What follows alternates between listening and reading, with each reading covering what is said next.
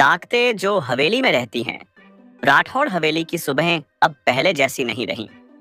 आर्या और व्यान के बीच एक अदृश्य रिश्ता बनने लगा था, चुपचाप, बिना ज्यादा शब्दों के, बस एक समझ के साथ।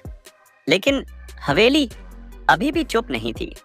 रात के समय हवेली की दीवारों से कभी कभी हल्की खरोंचों जैसी आवाज आती, और एक खास कमरा जो सबसे अंतिम गलियारे के अंत में था, हर वक्त बंद रहता था।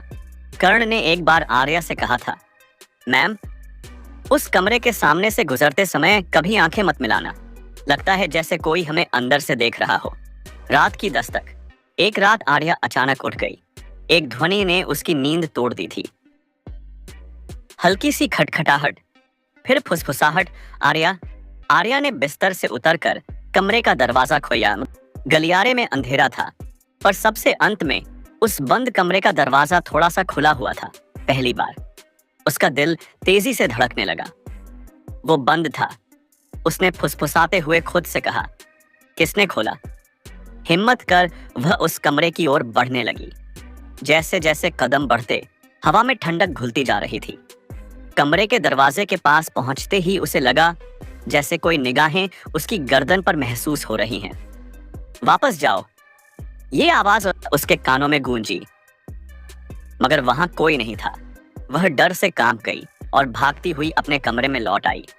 समर राठौड़ की चेतावनी। सुबह होते ही आर्या समर राठौड़ के पास पहुंची। हवेली में कोई है, उसने कहा। मैंने महसूस किया, समर ने धीमी आवाज में कहा। जिस कमरे की बात कर रही हो, वो व्यान की मां का कमरा नहीं था। वो तो सिर्फ प्रतीक था। असली कैद उस अंतिम कमरे में है। कौन? आर्या ने पूछा। एक आत्मा, जिसने इस घर को छोड़ने से मना कर दिया है। वो सिर्फ इस हवेली की नहीं, इस वंश की रक्षक थी, या शायद विनाशक। आप सच बोल रहे हैं? उसकी आवाज कांपने लगी। समर ने अपनी आंखें बंद करते हुए कहा, वो औरत मेरी पत्नी थी, व्यान की मां से पहले। आर्या अवाक रह गई। आपने कभी बताया नहीं? क्योंकि वो प्यार नहीं था, वो श्राप था। व्यान की उलझन। उसी दिन आर्या ने व्यान से उस कमरे के बारे में पूछा। वो दरवाजा क्यों बंद है? व्यान एक पल को रुका, फिर धीरे से कहा, मां की मौत के बाद एक और औरत इस हवेली में आई थी। मेरी दादी की बहन की बेटी, जिसका नाम था रुद्राणी। दादी कहती थी वो धन लाने वाली देवी है। लेकिन उसके आने के बाद पिताजी बदल गए, हवेली बदल गई।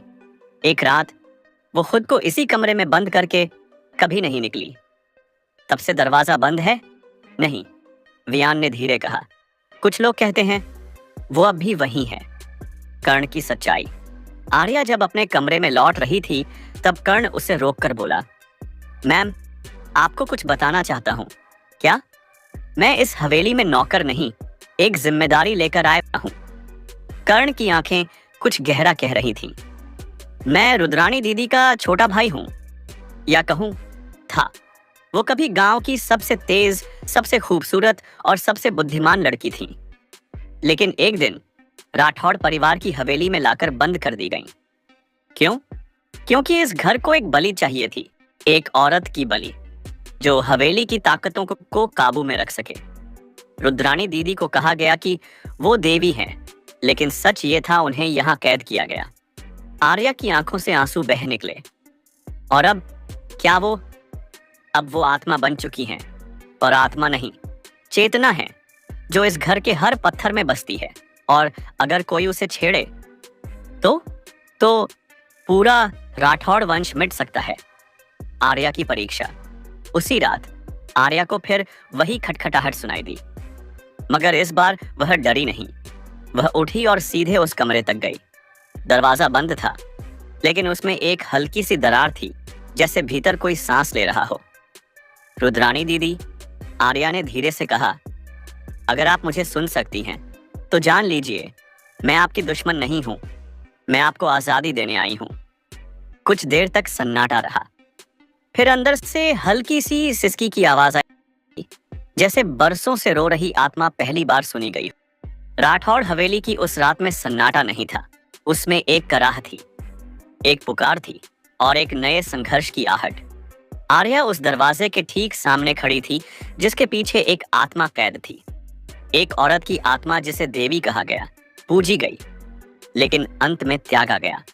उसकी सांसें तेज चल रही थीं, दिल धड़क रहा था, लेकिन आंखों में डर नहीं, सिर्फ दृढ़ निश्चय था।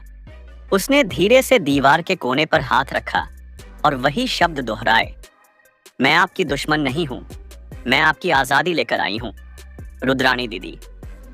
उस रात पहली बार दरवाजा खुला। दरवाजा चरमराया और खुद से खुल गया।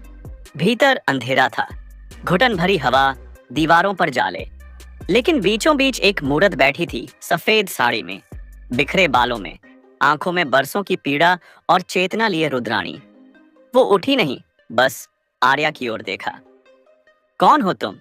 उसकी आवाज दूर किसी खंडहर से आती जैसी थी। मैं वो हूं जिसे बिना चाह के शादी में धकेला गया, जिसे आवाज करना तक मना था, लेकिन आज मैं आपकी आवाज बनने आई हूं। रुद्राणी की आंखों में पहली बार हलचल हुई। ये हवेली, ये पुरुषों का अभिमान, हर औरत को देवी बनाकर कैद कर देता है, और जब वो रोए तो कहता है ये उसका कर्म है। मैं इस कर्म को अब टूटने नहीं दूंगी।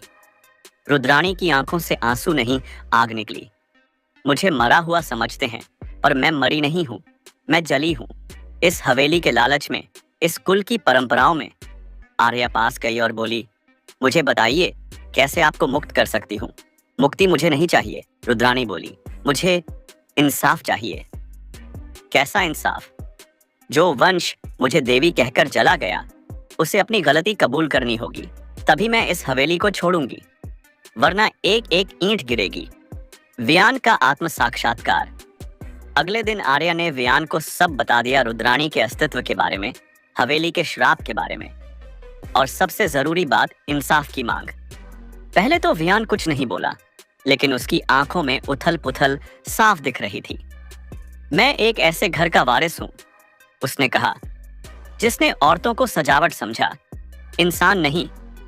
अगर मैं अब भी चुप रहा तो माँ, रुद्राणी और अब तुम सबका हक मुझसे छीना जाएगा।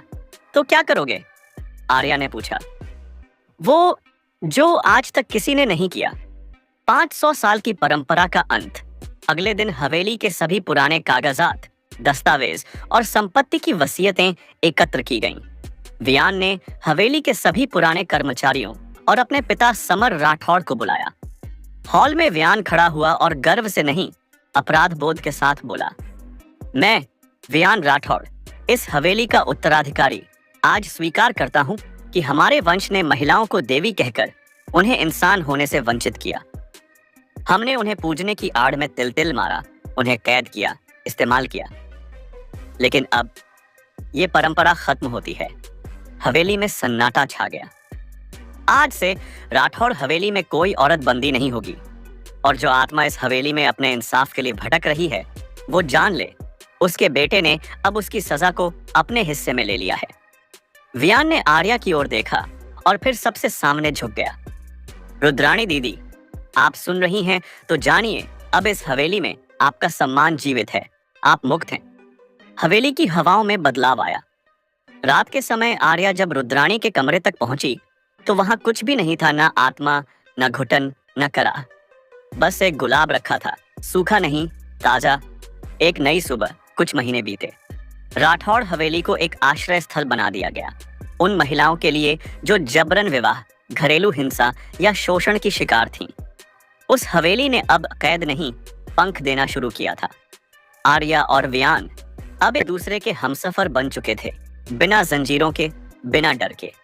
हवेली की दीवारें अब खामोश नहीं थीं, अब वहां बच्चों की हंसी, महिलाओं की बातें और एक नई दुनिया की आहट सुनाई देती थी। समाप्ति नहीं, एक शुरुआत। आर्या अब सिर्फ एक दुल्हन नहीं थी, वो राठौड़ हवेली की पहली मुक्त नारी थी, जिसने अतीत की राख से उम्मीद की चिंगारी जलाई।